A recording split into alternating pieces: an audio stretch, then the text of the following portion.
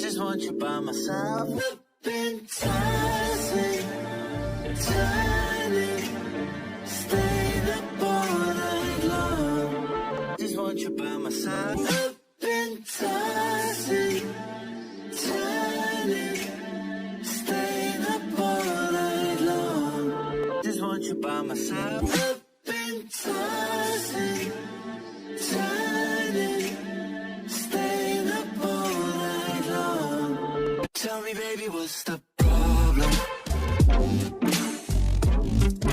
'Cause I could try to figure it out. Oh no, oh no.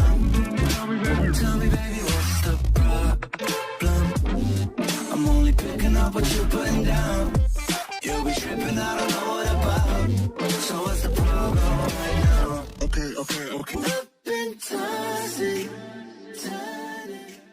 Chapter 19000 Harry didn't have the slightest clue what had happened, but either word about what Ayase-san had done spread, or people just stopped caring. Either way, neither she nor Naruto were stared at as they made their way down the street. A few people waved at them, called greetings to Namikaze-hime and Uzumaki-kun, evidently, as they were more familiar with the distinctly informal and playful Naruto they called to him in affection, and to her in deference as the eldest and thus the clan heir/head.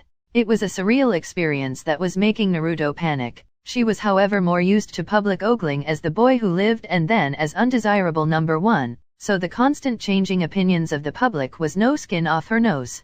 She was well used to it and no longer had any care to give in regards to a stranger's opinions. As long as they didn't try to wheedle their way into his life, then that was fine. Stopping Naruto from grabbing her hand and herring off over the rooftops to Tsunade and screaming about village-wide genjutsus and conspiracies was surprisingly more difficult than she had anticipated.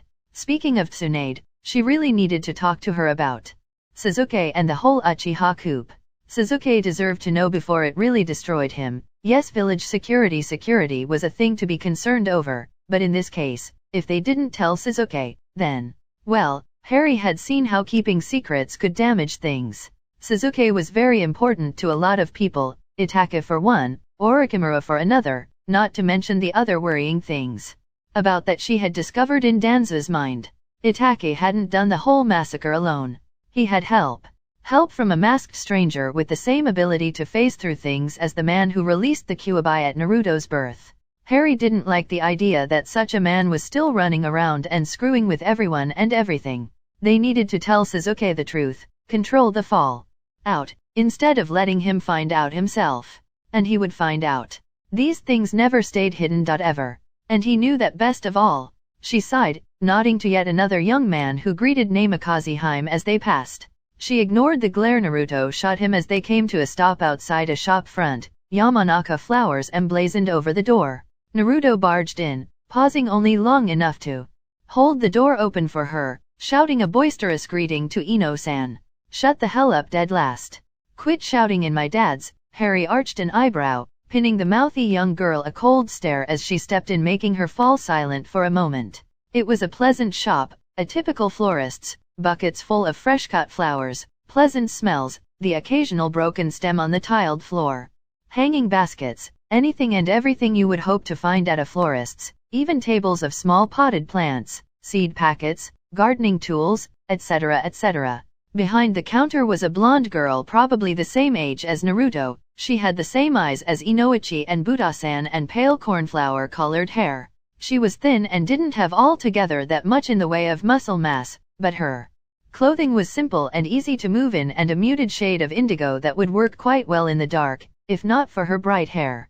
Her face was currently caught between stunned and horrified.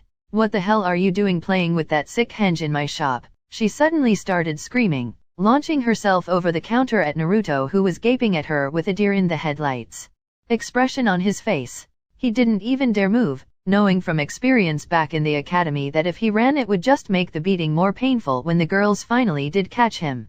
Ino wasn't like Sakura, who lashed out violently for every little thing, which was why he was so shocked by her sudden attack. Ino didn't get that far before a hand was clamping down tightly on her wrist.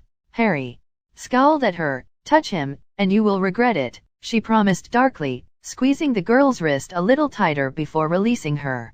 Ino retreated a few steps, rubbing her reddening flesh and staring at the older blonde woman in a mixture of confusion and fear.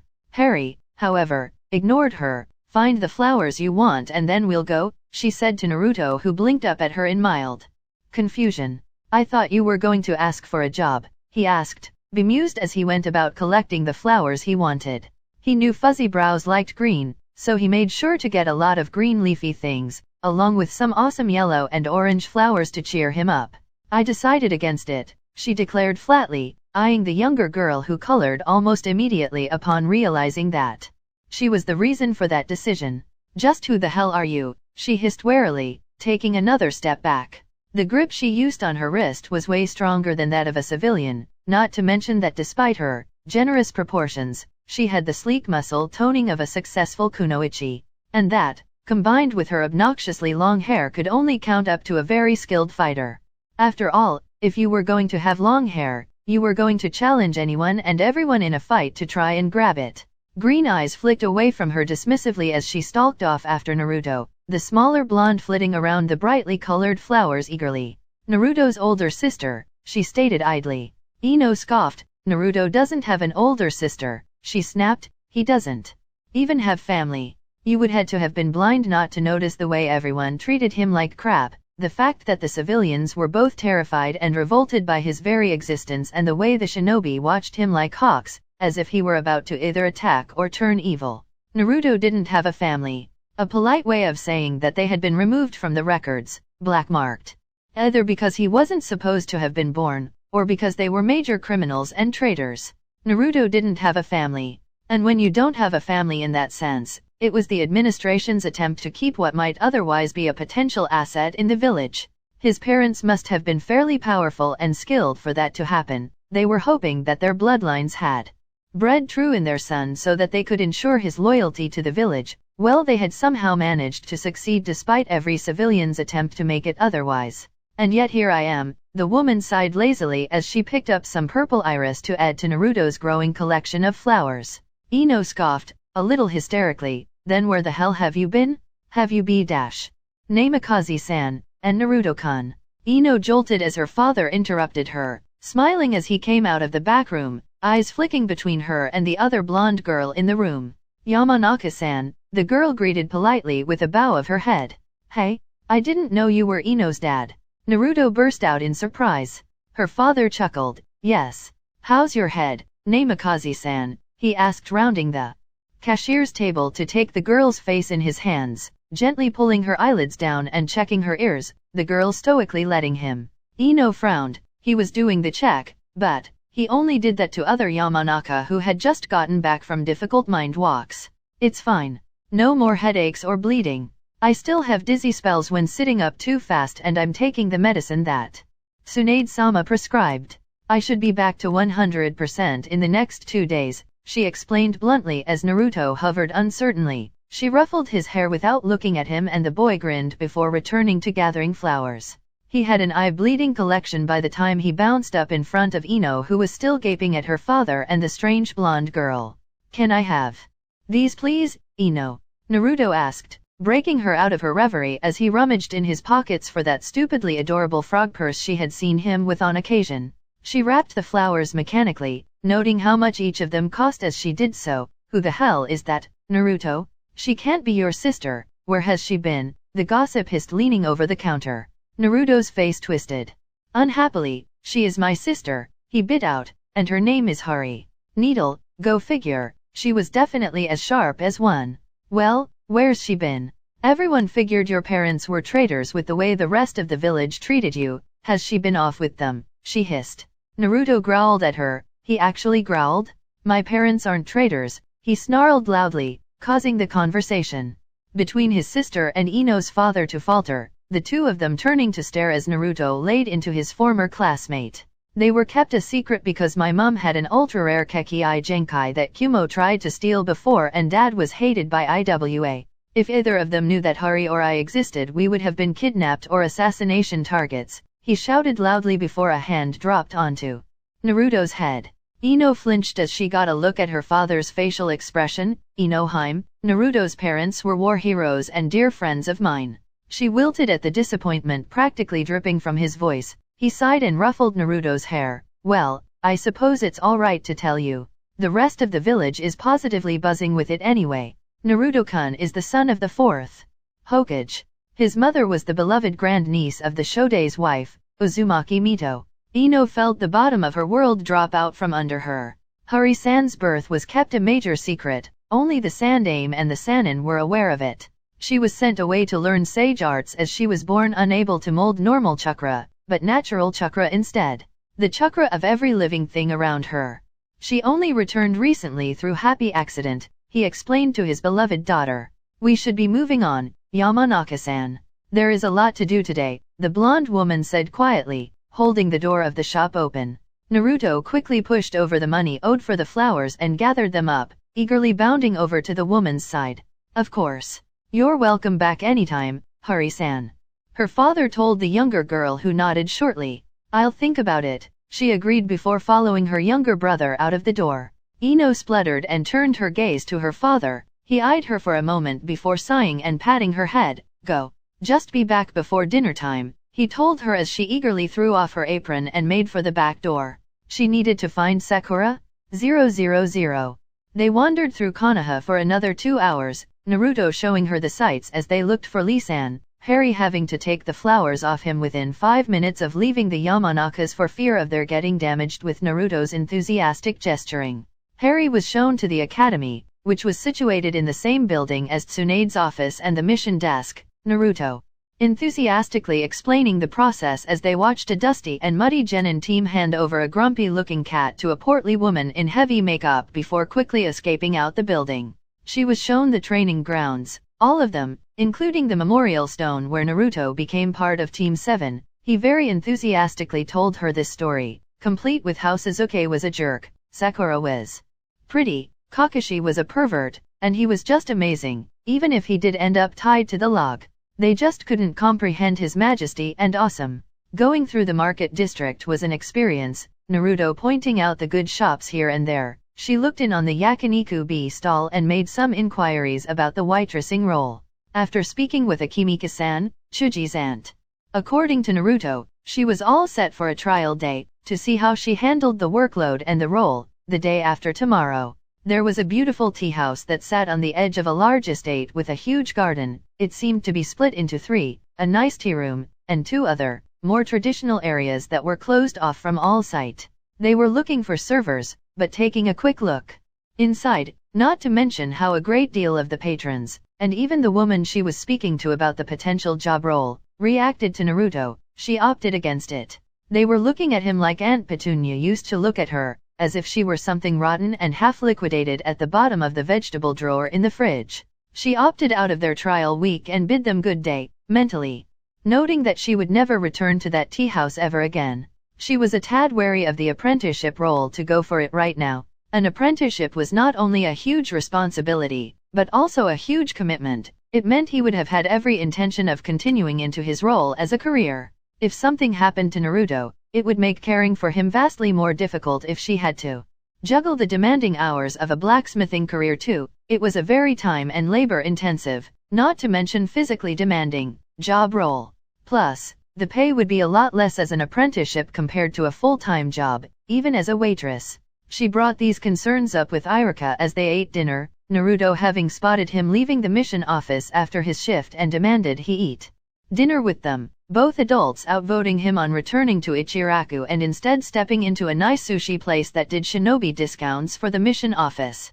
Well, that's a bit of a misconception, the pleasant teacher corrected after she explained her concerns on the whole apprenticeship side of things when she mentioned job hunting. The ninja D ranks tended to fill the short temporary jobs, so finding a job was proving difficult right now, as after the invasion most of the stores and businesses were hiring out overworked genin teams to fill the voids that death or disappearance had caused. What do you mean? Hari asked, setting her drink down, a pleasant juice from some Fire Country native tree she couldn't remember the name of, but ordered because it sounded interesting. This is a shinobi village, our blacksmiths are our lifeblood. Without them, we can't do business.